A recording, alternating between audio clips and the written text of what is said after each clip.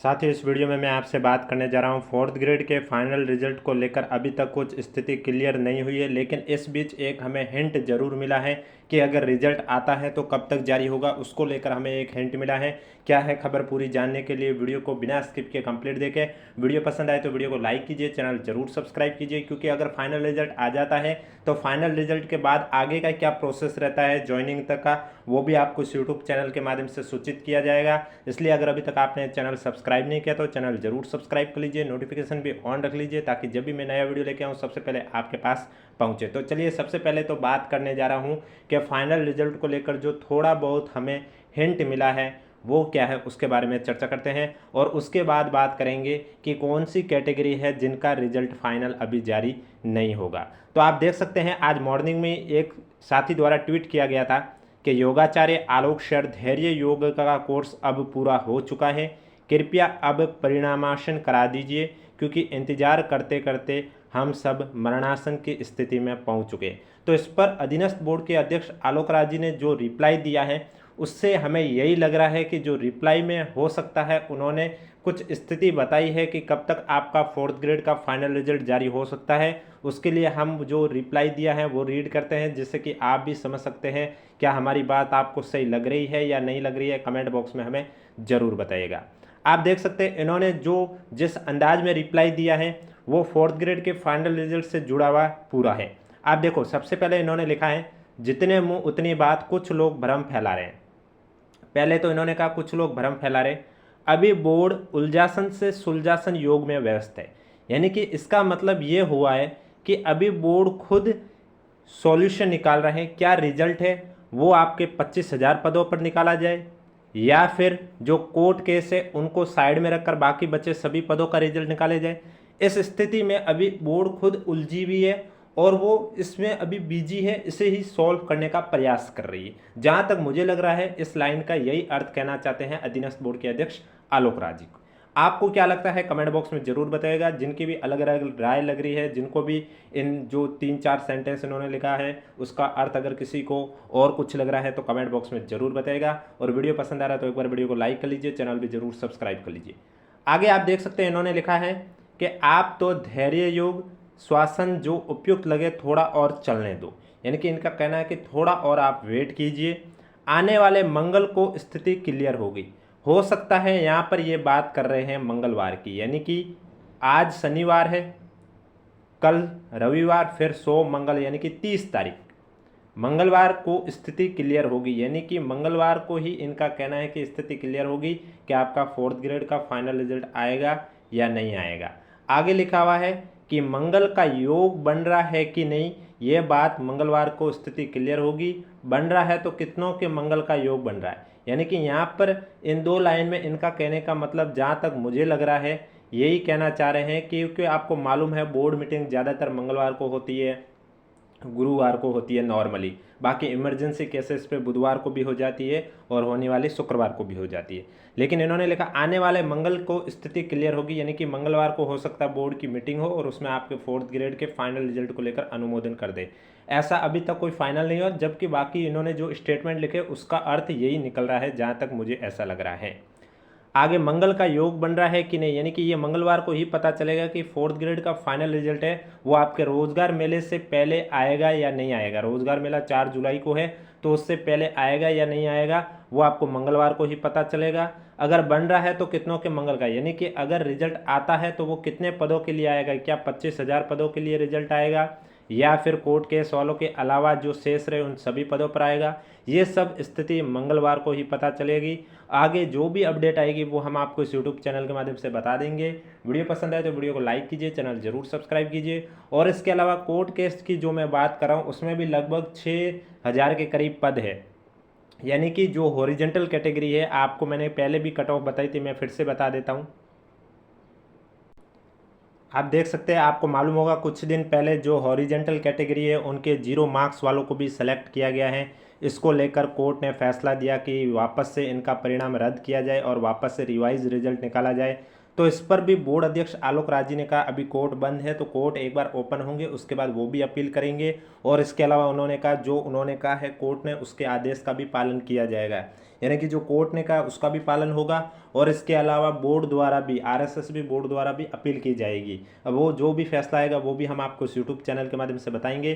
तो इसमें जितने भी पद है, यानी कि अब जैसे आप जनरल में देख सकते हैं एक्स सर्विसमैन में 0 से कम है, ये कैटेगरी एक शामिल है इसमें, तो इनका अभी फाइनल रिजल्ट नहीं आएगा क्योंकि इनका अभी कोर्ट केस वाला चक्कर चल रहा है। जैसे कि एससी कैटेगरी में विडो हुआ तो इसमें भी 0.0035 है।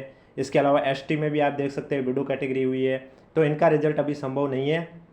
ईडब्ल्यूएस में भी आप देख सकते हैं विडो में 0.017 है। इसके बाद आगे आप देख सकते हैं ओबीसी कैटेगरी में भी विडो में 0.0035 है। एमबीसी कैटेगरी में भी विडो में आप देख सकते हैं 0.033 है। इसके अलावा शहरिया में भी आप देख सकते हैं फीमेल कैटेगरी की 0.0035, जनरल में भी 0.0307 है। इसके अलावा बीएलवी कैटेगरी में भी आप देख सकते हैं 0.0035 है। एचआई में भी 0.0035 है। एमआईएमडी और एसपी में भी 0.0035 है। यानी कि जितने भी 0 से कम मार्क्स है उन सब के रिजल्ट को रद्द किया गया था हाई कोर्ट द्वारा, लेकिन अब वापस से कोर्ट ओपन होगा। उसके बाद उनका बोर्ड अध्यक्ष का कहना आदेश का पालन भी करेंगे और वो अपील भी करेंगे, दोनों करेंगे।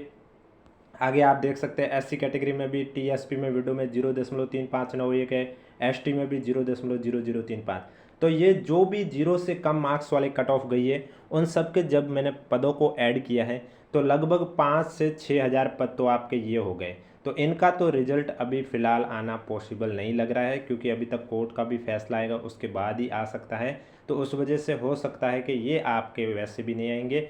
और 54-52 जितने भी पद है 1000 में, उसमें अभी तक ये फिक्स नहीं हुआ कि रिजल्ट आपके 25,000 पदों पर आएगा या 40,000 पर आएगा या 45,000 पर आएगा, वो अभी कंफर्म नहीं हुआ है। जैसा कि बोर्ड अध्यक्ष ने कहा है कि आने वाले मंगल को स्थिति क्लियर होगी, तो हो सकता है वो हमें हिंट दे रहे हैं कि आने वाले मंगलवार को जब बोर्ड मीटिंग होगी तो उसमें स्थिति क्लियर होगी कि रिजल्ट है वो आपके कितने पदों पर अनुमोदित किया जाएगा। और जो भी फैसला आएगा वो हम आपको इस यूट्यूब चैनल के माध्यम से पल पल इसी तरह अपडेट देते रहेंगे। इसलिए वीडियो पसंद आए तो वीडियो को लाइक कीजिए, चैनल ज़रूर सब्सक्राइब कीजिए।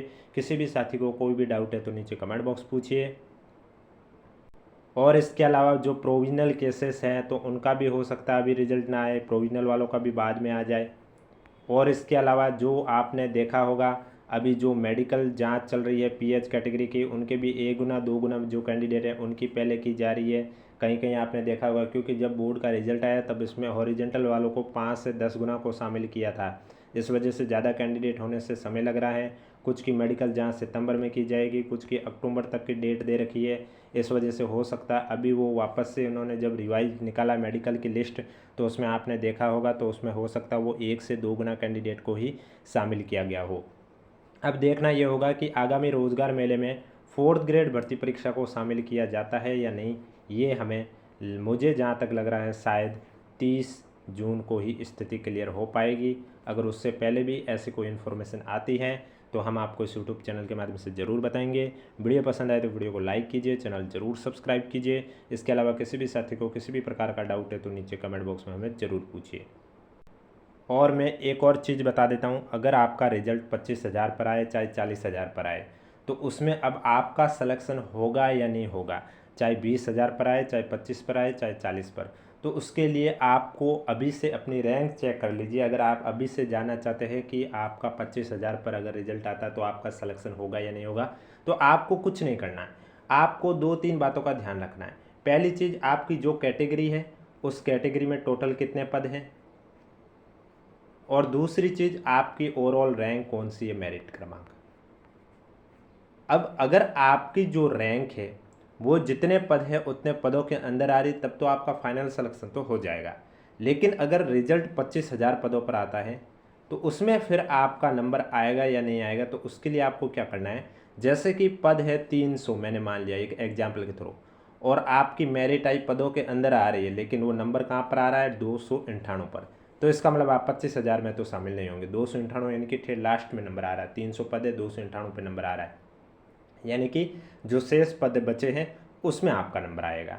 इसी तरह अगर आपके 298 की जगह मैं कहूँ नहीं, आपके 300 पद थे आपकी कैटेगरी में और उसमें आपकी रैंक 100 भी आई, तो इसका मतलब आपका 2500 में चांस बनता है, 25,000 सॉरी 2500 नहीं 25,000, तो 25,000 में आपका चांस बनता है। तो इस तरह से भी आप एक तरह से जब आपको ये स्थिति क्लियर हो जाएगी कि भाई रिजल्ट 25,000 पदों पर आएगा या 40,000 पर आएगा या 45,000 पर, ये स्थिति क्लियर होने के बाद भी आप पता कर सकते हैं कि आपका उसमें नंबर आएगा या नहीं आएगा। आपको क्या करना है, सिर्फ यही चेक करना है कि ओवरऑल में आपका मेरिट क्रमांक कौन सा है और आपकी कैटेगरी में पद कितने हैं हॉरिजॉन्टल रिजर्वेशन वालों को माइनस करने के बाद किस तरह से। और उसके बाद अगर आपकी पदों के अंदर रैंक आ रही है तो फाइनल सिलेक्शन आपका हो जाएगा। लेकिन वो रैंक कहाँ पर आ रही है, पद समाप्त हो रहे हैं वहाँ उसके नज़दीक है या पद के शुरुआत में आ रहे हैं या जितने पद है उसके बीचों बीच। यानी कि जैसे कि आप मान लीजिए, मैं एक आपको एग्जाम्पल के थोड़ा सा समझा देता हूँ। जैसे कि जनरल में मैंने मान लिया 12,000 पद हैं सपोज दैट, और आप है ओबीसी कैटेगरी के कैंडिडेट और मैंने मान लिया ओबीसी में 9,000 पद है। आपकी ओवरऑल रैंक है 28,000 और रिजल्ट आता है अगर 25,000 पदों पर, तो आपका नंबर आएगा या नहीं आएगा ये आपको कैसे पता चलेगा। जब रिजल्ट आएगा तब तो पैसे पता चल जाएगा, पहले आप कैसे अंदाज़ा लगा सकते हैं। तो सबसे पहले हॉरिजॉन्टल रिजर्वेशन वालों को माइनस करने के बाद, जैसे कि मैंने मान लिया कि जनरल में 12,000 पद है, ओबीसी में 9,000 पद है, एक समझाने के तरीके से कह रहा हूँ।